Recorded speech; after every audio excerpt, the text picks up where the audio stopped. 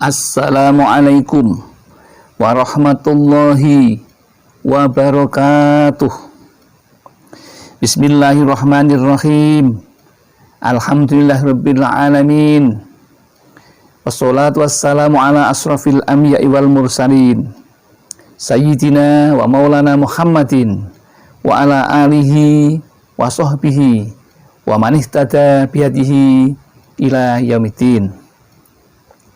Jamaah Al-Fatih Channel yang dirahmati oleh Allah.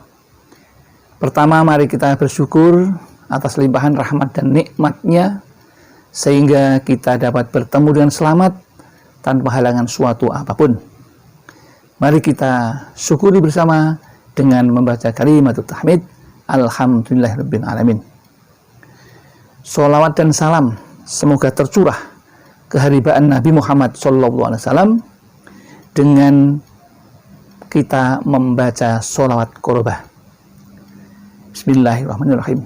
Sholawatullahi wassalamuhu ala Ahmad wa qorobatihi wa ala alihi wa ashabihi wa itratihi wa azwajihi. Selanjutnya izinkan kami untuk berbagi saudaraku jamaah Al-Fatih Channel tentang ilmu yang kami harapkan bermanfaat bagi kita bersama. Adapun judulnya adalah sebagai berikut. Anda perlu tahu ini akibat orang yang lalai sholat 5 waktu. Sholat 5 waktu adalah perintah Allah.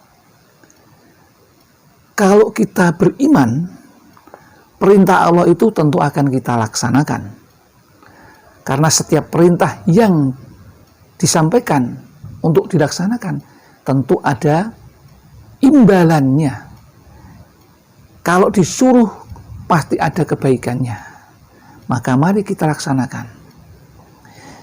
Allah berfirman di dalam surat An-Nisa ayat 103 yang berbunyi begini. A'udzubillahi minasyaitonirrajim. Bismillahirrahmanirrahim. Faqimus sholata innas sholata kanat 'alal mu'minina kitaban mauquta. Yang artinya, maka dirikanlah sholat itu. Sesungguhnya sholat merupakan kewajiban yang ditentukan waktunya atas orang-orang yang beriman. Jadi yang diperintah sholat itu adalah orang yang beriman. Jadi kalau orang yang tidak beriman tidak akan diperintah untuk sholat. Tetapi jelas akan disediakan hadiahnya, yaitu neraka. Maka mari kita lihat, kalau yang sudah menjalankan pasti akan dijanjikan surga. Sekarang apabila meninggalkan, bagaimana ini? Ancaman Allah kepada kita. Maka kita harus tahu agar kita lebih hati-hati dan beristiqomah. Karena kalau kita tidak mematuhi perintah Allah, maka akan kena sanksinya Allah. Sanksinya Allah itu akan diberikan di dunia, akan diberikan ketika menjelang mati, dan akan diberikan di dalam kubur, dan akan diberikan ketika di hari kiamat. Susah semuanya. Gara-gara lupa meninggalkan sholat 5 waktu. Apa itu siksa yang akan diberikan bagi orang yang meninggalkan sholat 5 waktu? Yang pertama, penderitaan di dunia. 1. Pekerjaan dan rezeki selalu kurang atau tidak berkah. Maka orang yang tidak sholat itu rezekinya akan tidak berkah. Ya. Susah ini. Nah, sehingga kita kalau tidak berkah itu berkurang. Kalau berkah itu bertambah kebaikannya. Kalau yang tidak berkah itu akan berkurang. Yang kedua, amalnya tertolak doanya tidak akan dikabulkan. Amal berupa doa dan apapun itu akan ditolak oleh Allah. Kalau sholatnya kita tidak benar. Berdoa, sudah bersolawat, tapi sholatnya nggak benar, maka pasti akan ditolak. Itu sudah pasti. Di dunia sudah ditolak, apalagi di akhirat sana. Ya.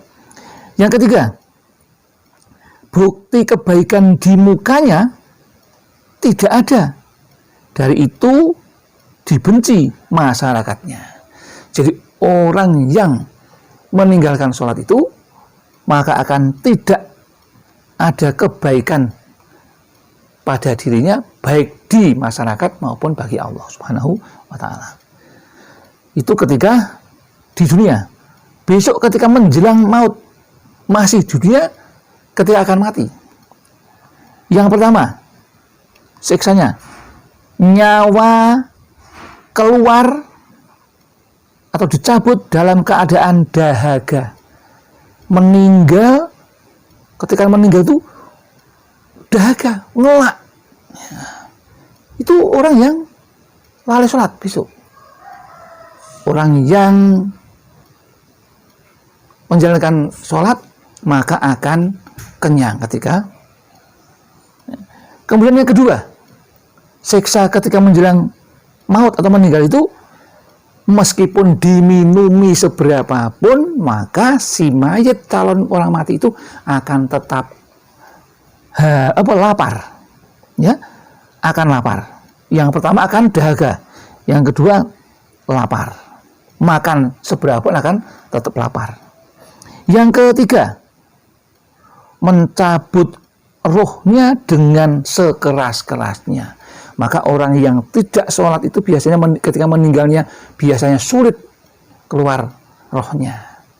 Sehingga biasanya teriak-teriak dan mengeluh yang tidak karuan. Kemudian balasan siksa yang keempat, yaitu di dalam kuburnya. Di dalam kuburnya nanti disiksa. Ya. 1. Pertanyaan malaikat mungkar dan nakir dengan bentakan keras, sanggup melupakan jawaban atau janji menjadi bingung. Ya, ini. Jadi siksanya luar biasa. Di dunia susah, menjelang mati susah, di dalam kuburnya juga dibentak-bentak oleh malaikat mungkar dan nakir. Kemudian di dalam kuburnya gelap gulita karena tidak ada amal yang menyertainya. Kemudian yang ketiga, lagi sempit menjepit badannya. Maka kuburnya, tanahnya itu akan menghimpit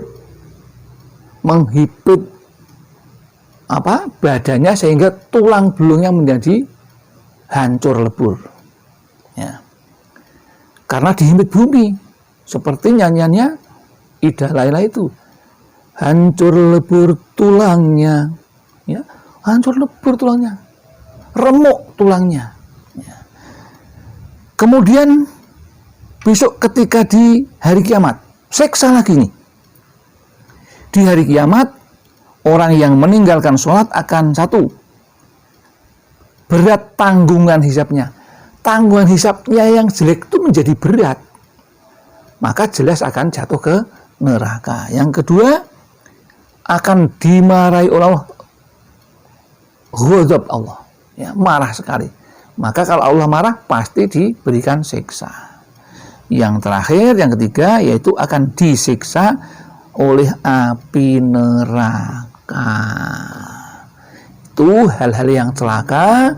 Maka mari sahabat Al-Fatih jangan sampai meninggalkan sholat 5 waktu dalam kondisi apapun. Kalau tidak bisa harus qadha. Kecuali kalau rukhsah bagi ibu-ibu yang masih menstruasi, memang itu dirukhsahkan, ya, rukhsah. Ya. Ada kemurahan, ya. Ya. Tapi kalau puasa harus ganti, kalau sholat tidak, ya. Kemudian bagi kita, mari kita tingkatkan iman dan takwa kita. Takwa itu menjalankan perintah salah satu di antaranya perintah sholat, maka kita jalankan dengan baik. Demikian yang dapat kami sampaikan, mudah-mudahan uraian singkat ini bisa menambah semangat kita untuk takut kepada Allah dan akan menjalankan perintah Allah dengan ikhlas, karena memang kita hidup di dunia ini dalam rangka mengabdi kepada Allah Subhanahu wa Ta'ala. Mari kita akhiri dengan bersolawat bersama. Bismillahirrahmanirrahim.